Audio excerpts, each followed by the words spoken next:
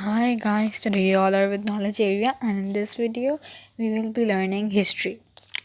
So history is fun. We can get knowledge, we can be more knowledgeable, and our mind will work more fast, and all confusions or all the confusions will just get out of our mind. Okay? So as we are learning history, so our chapter is the Arya people from North. So let's start. I took the picture of the pages, but we won't read the pages. I will explain you. If you want, you could read the pages, but as I'm teaching you, so I won't. I'll just explain you. So basically, Arya people were the people who came from northwest in search of grazing land for their cattle, and they settled in the Indian subcontinent between 1500 to 1000 BCE. And these people called them Arya, which means has to do with the language as they spoken as Indo-Europeans, and the secondary meaning of Arya was noble of birth and race. So now mm, now when the Aryans moved from northwest into India, they had to fight with many battles with dark skinned people called the Sas or Dravidians. So then when they defeated the Sas, they then the meaning of the Sas came to be slaves. And after defeating them, Aryans settled in Five Rivers or Punjab. Okay. Now the most of the information from the Aryans, most of the, like, we are reading these, I'm explaining you, and I displayed these pages. These informations came from their Vedas are basically their books, and with their written records known as Vedas, they told you.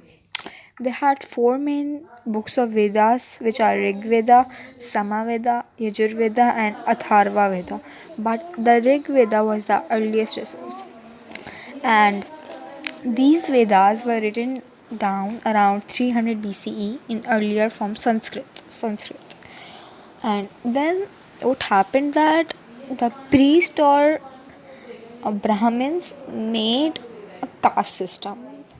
Why? Because if there's a soldier and he wanted to be a priest or a Brahmin, so priest thought that if he wanted to be a priest or a Brahmin, so my job or duty would be changed or replaced. So that's why they made the caste system. And the Vedas also tell us the Aryans were tribal people with a king or a chief as their leader.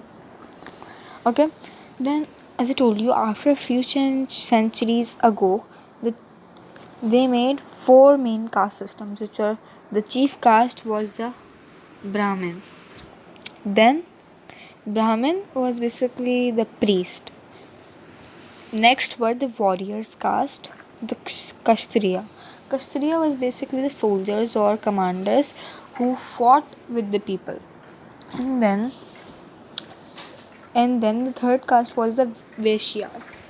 Vaishyas were basically the artists, farmers, or traders.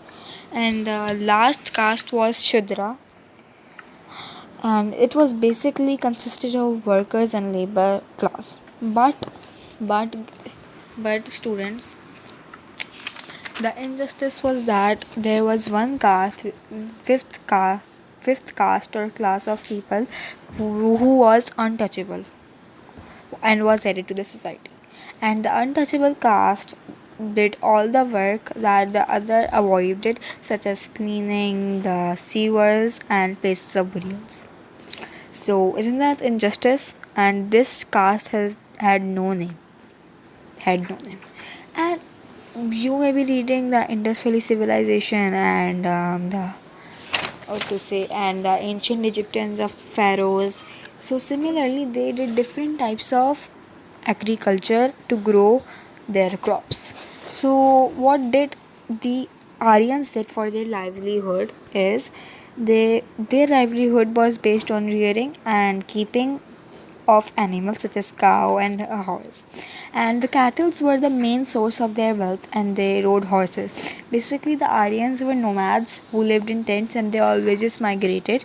And their specialty was that they ride on horses, and their riding was really good.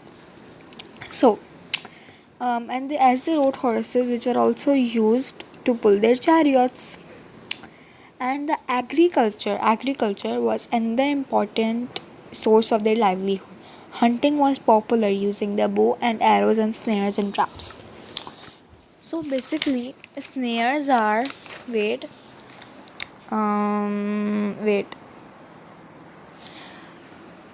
wait wait. So basically, snares are the long bows which had two cones, which are like a bow has one triangle, but snares has two triangles with a distance. So that's how they killed or hunted. And the artisans, which were basically the Vaishyas, they practiced their crafts, and people lived according to their professions. Now, what's the foundation of Hinduism? The Aryans had different beliefs. For example, the Aryan believes in many gods who provided with them rain, cultivation, and good harvest. Most of the gods have to provide with natural phenomena such as sun, dawn, and fire. So basically, the god of thunder was called Indra, the god of sky was called Varuna. And the god to be pleased, and if they want their god to, for example, the priest told them, if you want anything. Yes, so basically, the priest or Brahmins told them that if you want something from your god, so just sacrifice a person from Shudra family or from the untouchable caste. Just bring their child and sacrifice them in front of the god. For example, like sun or rain, so like that. And this was injustice. This was really injustice. Now, most of the information about ancient Aryans come from oral and written accounts of the Brahmins and priests. And these writings are basically the commentaries of the Vedas and came to be called Brahmanas, as Brahmins or priests wrote them. So when Aryans when they moved further east and started to settle in the valley between Jamuna and Ganges river, they wrote two great epic poems were added to Brahmanas, two great. And the Ramayana and Mahabharata are the stories of exploits on the kings of Rajas as they found and conquered people in their new lands. And these poems are the great deal about their life, customs, and beliefs of the Aryans. Now people raise their voice, and after basically 1,000 years founding of the religion and culture, it is the Aryan culture was spread over the northern India, and the Indo-Aryan people started to reject the control of Brahmins and injustice to the caste system. Basically, the people raised voice that we won't accept the caste system, and the people started to reject it. Now they were and they there arose two spiritual leaders in the 6th century BCE. Now they were Vardhamana Mahavira and Gautama Buddha. So basically, Vardham Mahavira founded Vardhama Mahavira founded the wait yes Mahavira founded the Jain religion, and he was born in 550 BCE in the Patna and came from a wealthy and Kshatriya clan. But and Vardhamana was really rich and he was really wealthy. He was from a wealthy family, but he left his home to become a monk. And he preached his people that one should stay away from sin. We should not harm anyone, as all creatures in nature, such as insects, plants, animals, and human beings, could feel pain. And Jainism also doesn't believe in the caste system, and the followers of Jainism became scholars and gave attention to secular learning. Now, Gautama Buddha founded Buddhism, and he was the reformer of the Hindu religion. So Gautama Buddha was the most wealthiest person, and he was a chieftain of state in the foothills of Himalayas. But he left his life of comfort and he came to find the truth. And he wished for enlightenment so that he could understand why was life so painful, full of pain, diseases and suffering. And for many years he thought and he traveled, but at Gaya in Bihar, and after 12 years he found the answers he was seeking. He found the answer. He found the answer for which he waited for thousands and like 12 years. Now, he taught people that man must be pure in thought and deed, and the man should follow the Four Noble Truths and Noble Eightfold Paths, which would save men from an unending cycle of birth and rebirth. And Buddha preached for 40 years, but again, as everyone should go from our world, so Buddha died. Now, after Buddhism further expanded in the region known as Gandhara. Gandhara lies in the west of the rivers Indus and Kabul, and its three main cities were Poroshpura, which was Peshawar, Taxila, which was Taxila, and Pushkalvatai, which was Sarsadda. These areas came to be the classical Buddhism art in the Indo-Greco. Now, now this now this was because the Alexander of Greece crossed into the India. So basically these were the Four Noble Truths, which were life is suffering, suffering is caused by greed and ignorance, suffering can be overcome by meditation and learning, people must follow the Eightfold Path. And the Eightfold Paths were right belief, right thought, right speech, right action, right mean of income, right effort, right remembrance, and right meditation. Now, Now, here you can see a sculpture of a fasting Buddha, and one of the oldest universities in the world was at Taxila. It was the leading learning of the Buddhist teaching in ancient India.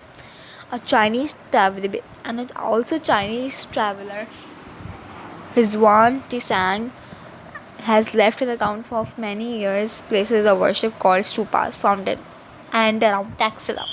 Basically, Alexander of Macedon wanted to conquer the whole world, wanted to fight throughout the world and then go to his end. And to achieve his goal in 326 BCE, he came into India with his army, 50,000 men, and he divided his forces into two. One came around the river Kabul and crossed into India through the Khyber Pass, and a second, led by Alexander himself, via Swat Valley. And after crossing the river Indus, Alexander joined his other soldiers in plains of Punjab. And Ambhi was the ruler of Taxila. It was a trading city, and captured, it was captured by Alexander. But instead of fighting, but Ambi didn't fought with Alexander. Ambi won over Alexander. Ambi gave Alexander silver, cattle, and his elephants, and said that you could take these, but I don't want to fight with you. So just Alexander rewarded him, letting him rule his kingdom. Now the kingdom of ruler lay between the river Chanab and Jhelum, and Alexander decided to stop advance of Alexander's army. He amassed his forces on the banks of the river Jhelum even though it was the monsoon season, and waited for the Greek forces to attack. Now, after crossing the river secretly by building a bridge of boats and surprising Porus' army, the battle began, and Alexander's army defeated King Porus, who was made a prisoner. But after when King Porus was a prisoner, Alexander asked his last wish. So he said, "I want to be treated as a king." So Alexander let Porus continue as a king. But after defeating Porus, Alexander first crossed the river Chenab and then Ravi and reached territory controlled by Nanda kings of Magadha, who had a vast army. However, once the Greeks crossed the Beas River, Alexander's soldiers refused to fight anymore, and they were stubborn. They weren't even talking to Alexander, and their force went back to Macedon. And his force took the route of river Indus, and after 6 months they reached the Arabian Sea, and most of his army left Alexander by the ship. And then when they left, but Alexander took the route of Makran on foot and reached Babylon in Mesopotamia. But within 2 years, when Alexander attended a huge banquet in Babylon, he was of only 33 years of age when he died. So this was how this was the chapter, as I explained you, the Arya people. So if you like it, kindly subscribe my channel, click the bell button. See you next time. And if you have any confusion in history, just type it in the comments below. Thank you so much. Have a good day. Bye.